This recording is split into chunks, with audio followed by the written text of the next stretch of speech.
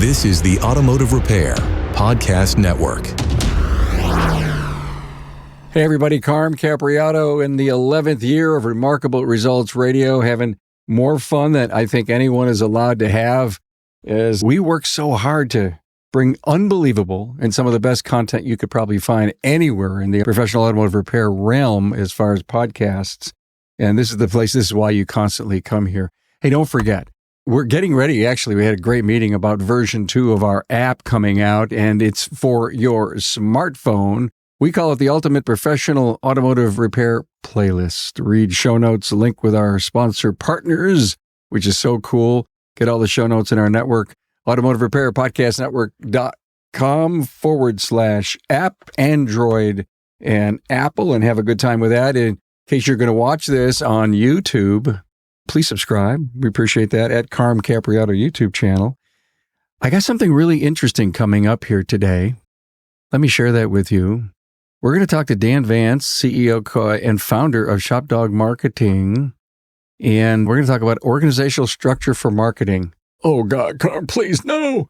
Using AI for review assessments. Now, look, everyone, AI, you cannot not read an article, talk to someone. AI in every aspect of our world and our life. AI is, let me see, it's like my ears. It's attached to us. It's part of something that we have to know and understand.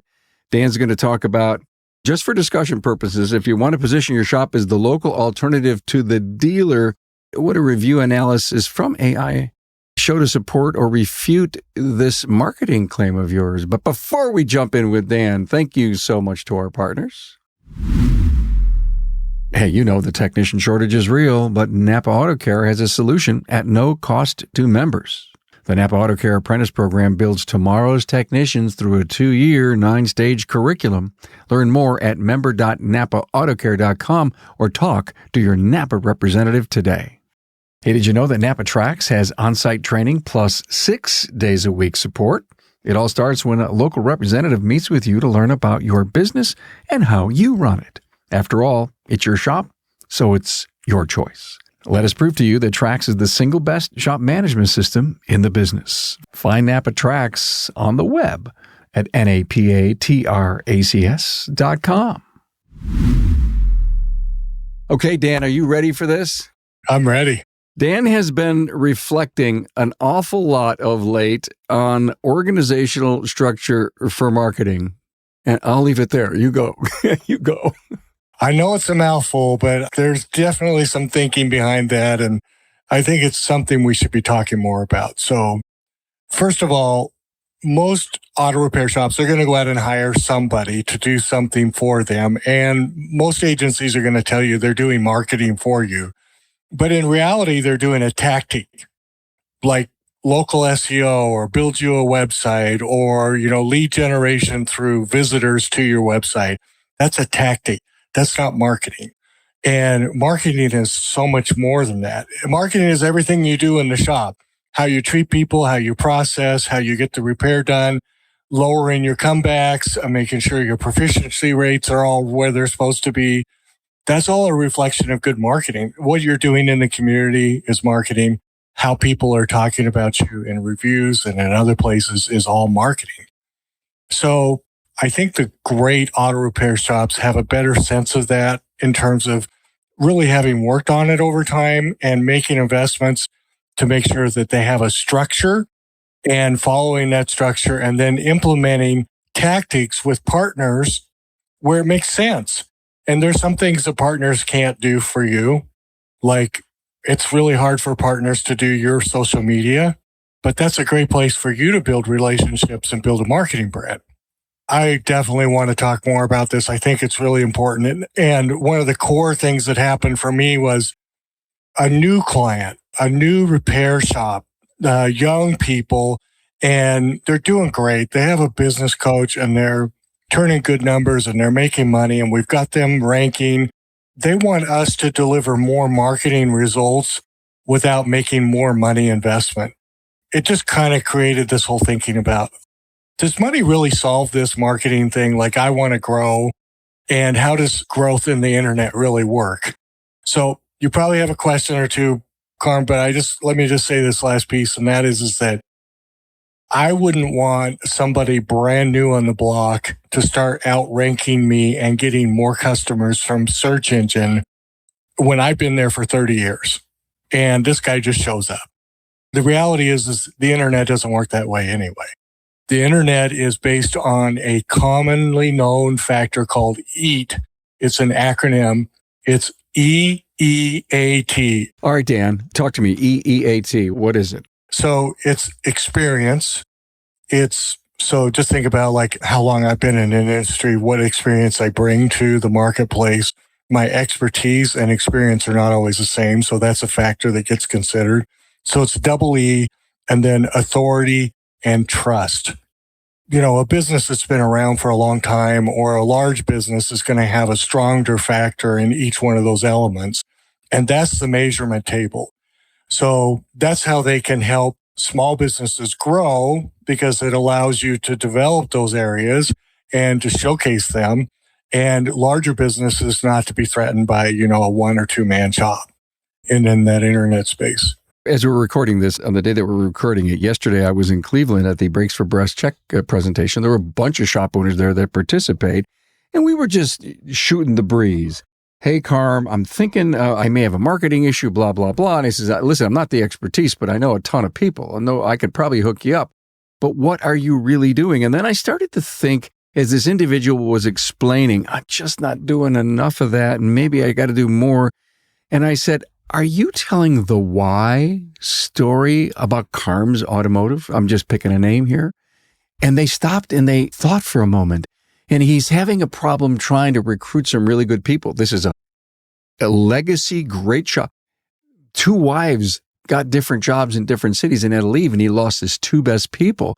And he hadn't prepared for the struggle of finding a couple of new people. And I said, have you been seeding your marketplace, your clients, with this beautiful, unbelievably highly cultured, this educational type of operation that he has? I've been in it.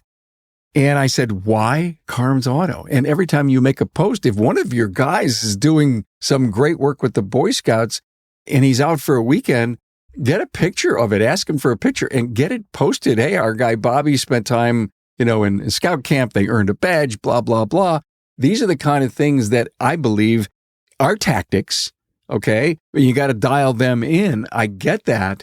But along those lines, are shops doing enough of that community public why? Yeah, I don't think they're doing hardly anything, much less anything close to enough. And if you look at most shops, they have hired some digital or agency help for marketing, but very few of them get involved in the community. There is a structure for what I do digitally. You have to have that. But there's also a structure for relationships. What am I doing to build relationships? That's what you're talking about there, Carmen. Companies or shops that go like a rocket ship are the ones that make a larger investment in community and a balancing effort in digital efforts.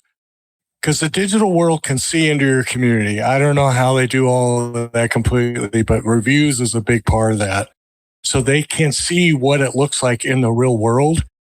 And it does drive your ranking performance. So you get the benefit of digital lift when you focus on that relationship, building relationships with people. They have a toy chest in the front waiting room. And all I said is, if one of the kids with moms in the waiting room and they open it up and they can take any toy and play with it and take it home, what about getting permission to get that posted up on Facebook? Those are like precious moments. Yeah, I think precious moments are really important. We want to anchor people having great experiences when they come to you for auto repair. And maybe it is that toy basket, or maybe it's a cookie in the car, or, a nice clean waiting room. And for the ladies, they love clean restrooms, as we all should.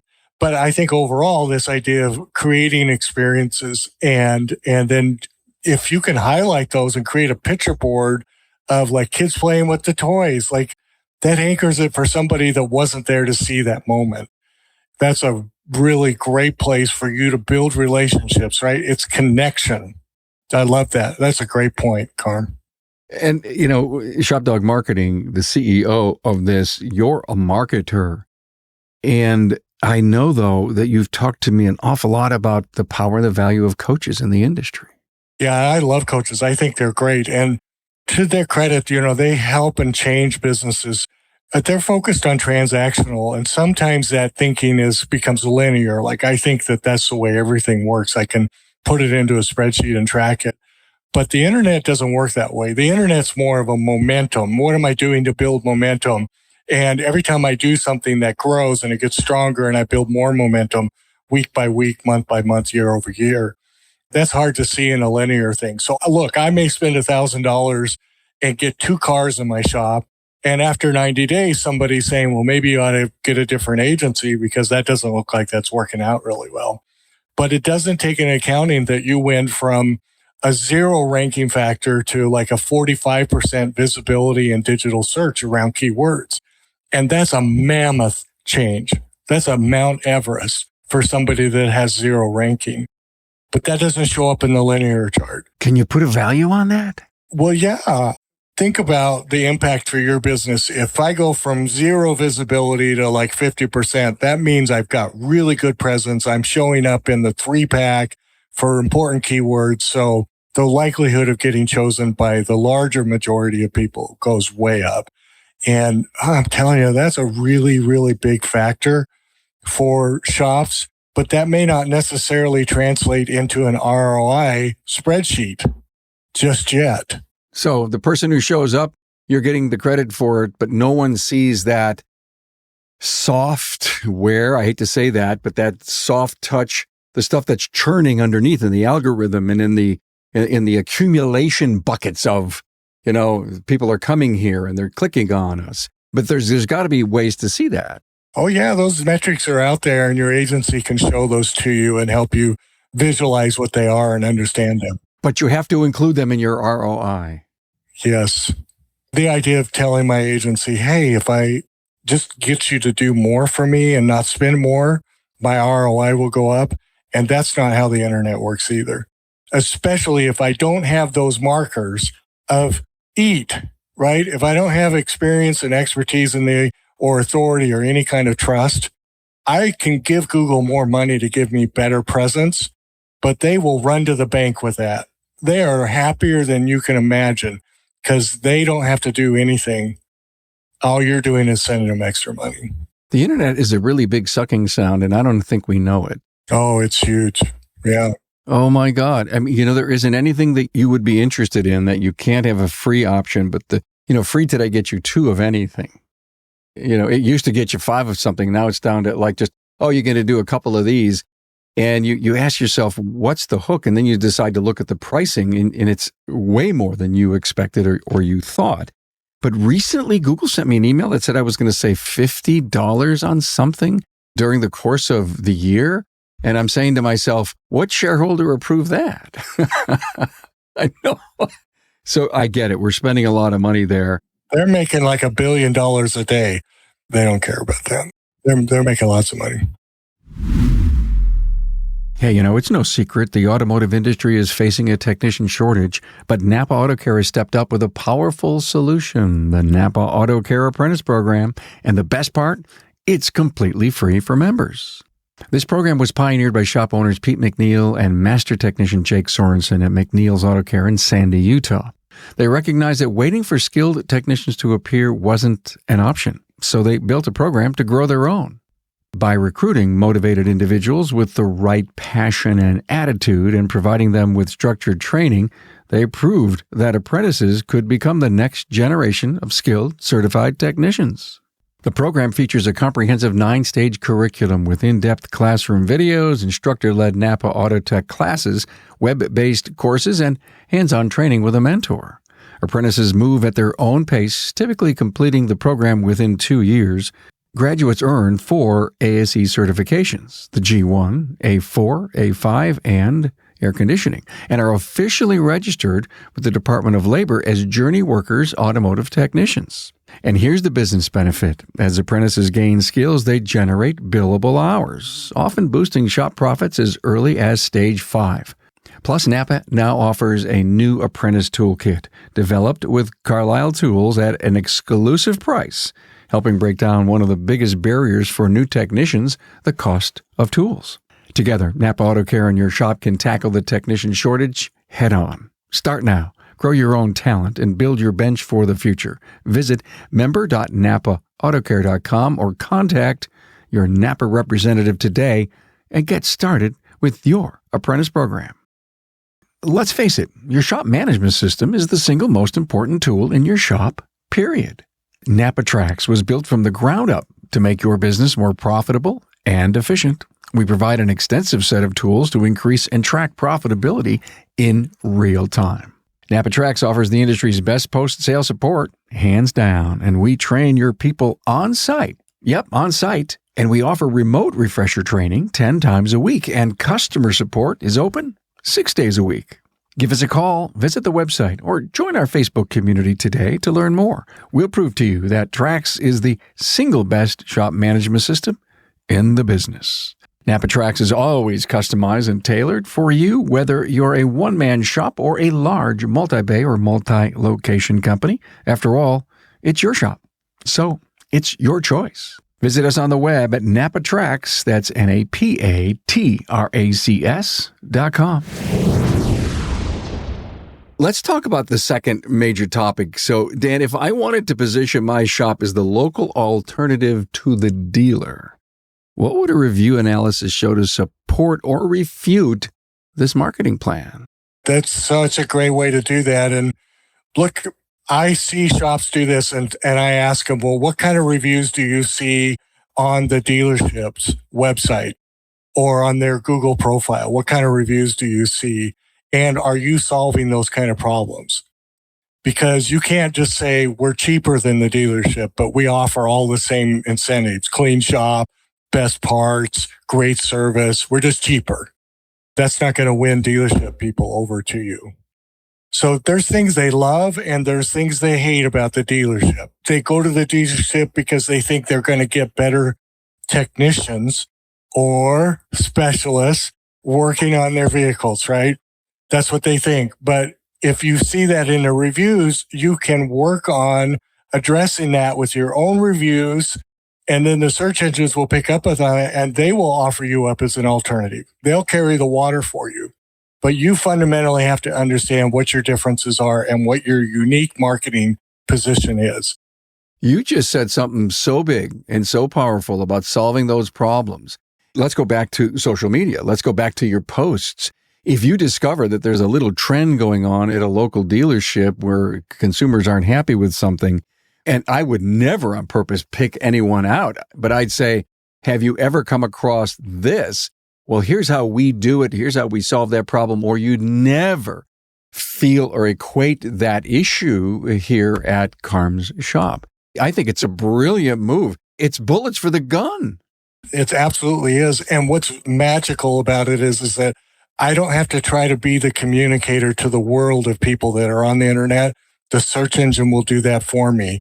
I just have to position myself so that I show as an alternative, because the way the search engine works right now, so it's comparative. So it's definitely looking at why are you different and can I offer you up as a comparative option to somebody that searches for a dealership for auto service. And that's the way the search engine works. So if I position myself properly, the search engine will do all that work for me. It'll give me the visibility. I don't have to do that. I just have to train the search engine. You have to train the search engine. Is this search engine hovering over your website or your social media? Where's it pulling this from? It's going to look at your reviews. It always looks at your reviews.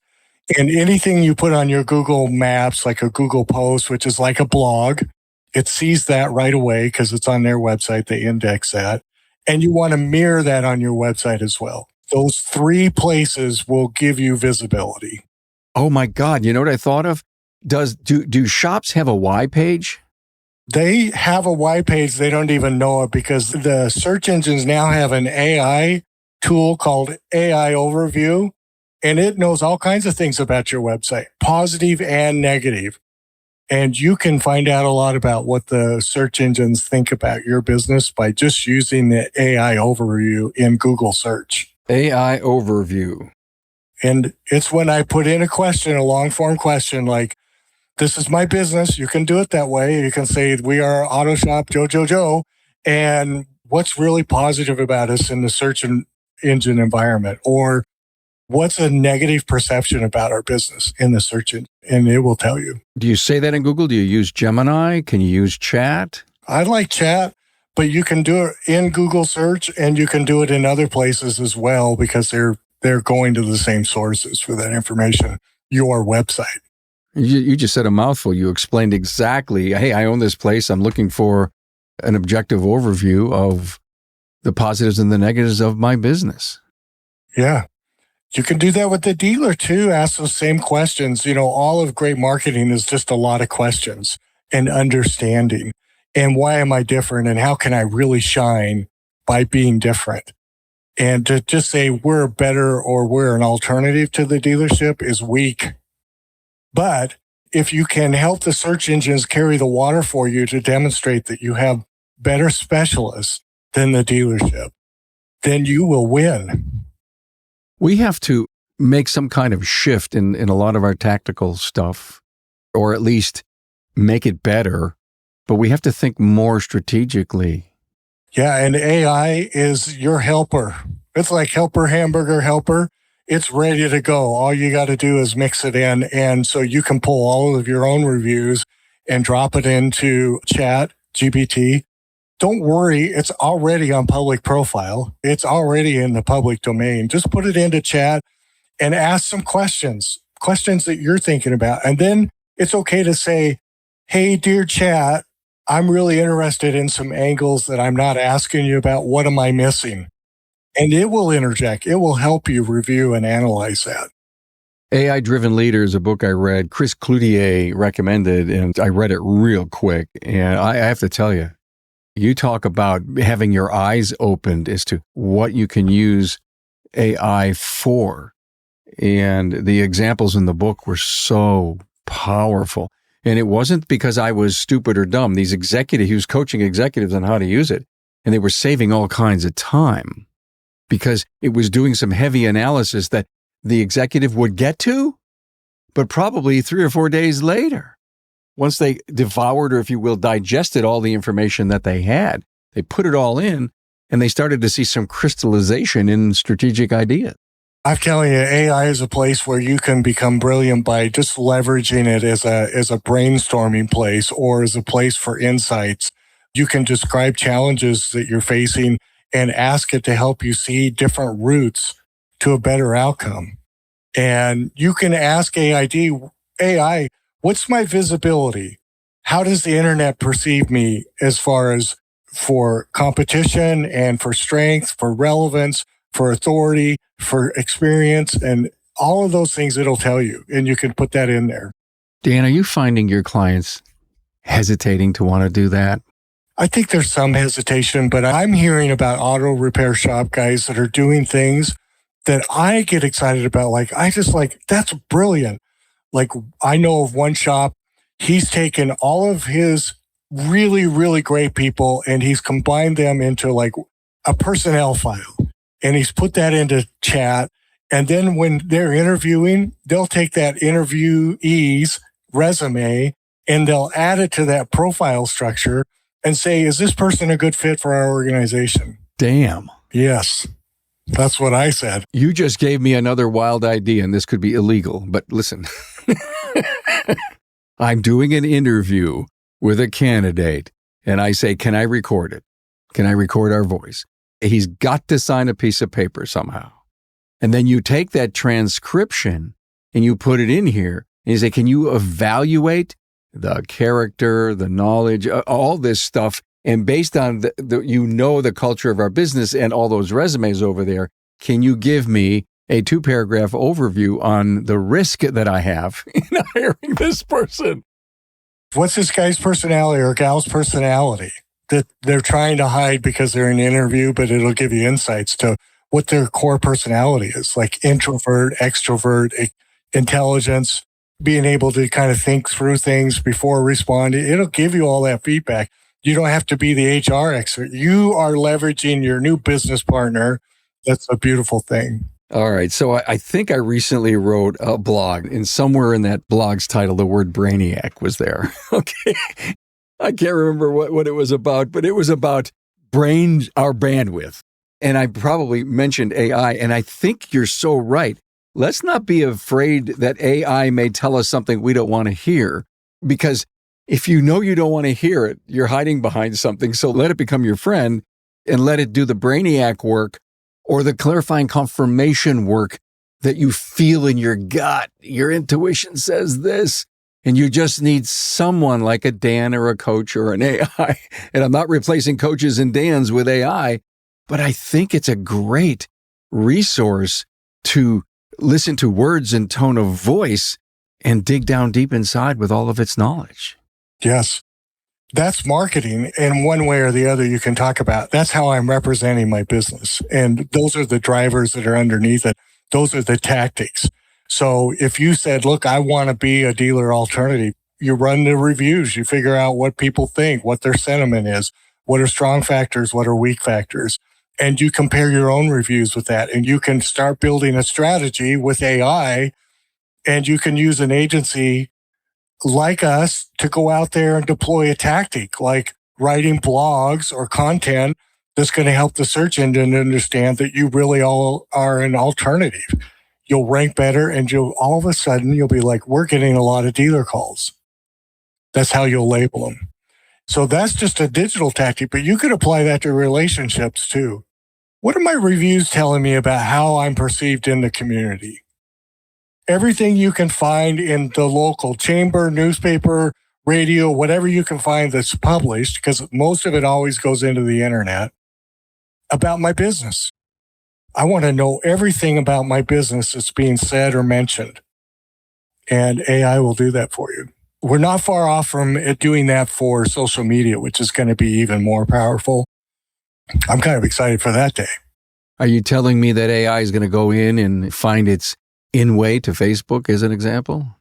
Yeah, I've tried to do like social media scraping for sentiment, and it hasn't worked out great for me, but it's going to be hard as AI becomes more and more powerful to not get that data. So yesterday, as I mentioned earlier in the episode, we were in Cleveland for the Breaks for Breast check presentation at the Cleveland Clinic, which has one of the first ever IBM quantum computers.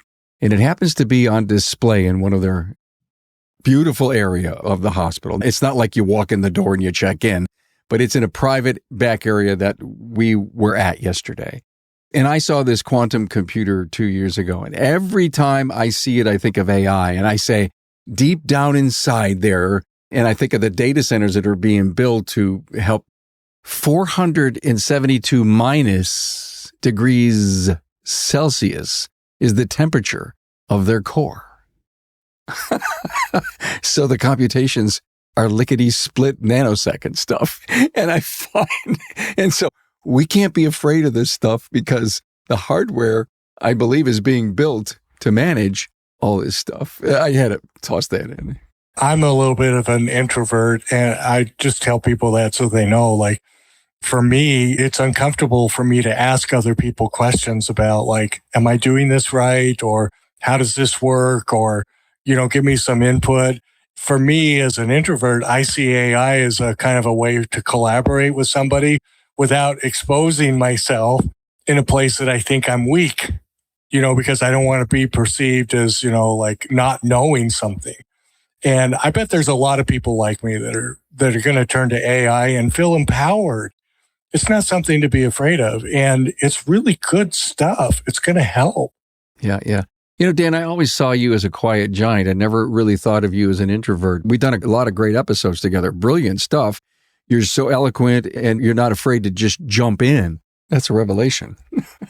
But I say that because I think that's probably a lot of auto shop owners when I look at them and I'm processing about them, and I just think they're going to love AI if they just will kind of let go of the ropes and just enjoy it.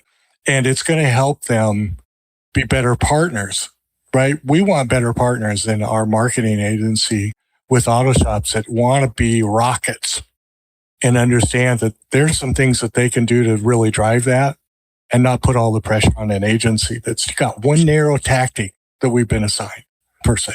Great final words. Thank you so much, Dan. I learned a ton. I think this was a great episode. You must come back as usual. Dan Vance, CEO and founder of Shop Dog Marketing. I had a blast. Thanks for your info. Thank you. Thanks for being on board to listen and learn from the premier automotive repair business podcast, Remarkable Results Radio. Get your episodic education on the ARPN listening app at automotiverepairpodcastnetwork.com. Also, enjoy the podcast on our Carm Capriato YouTube channel.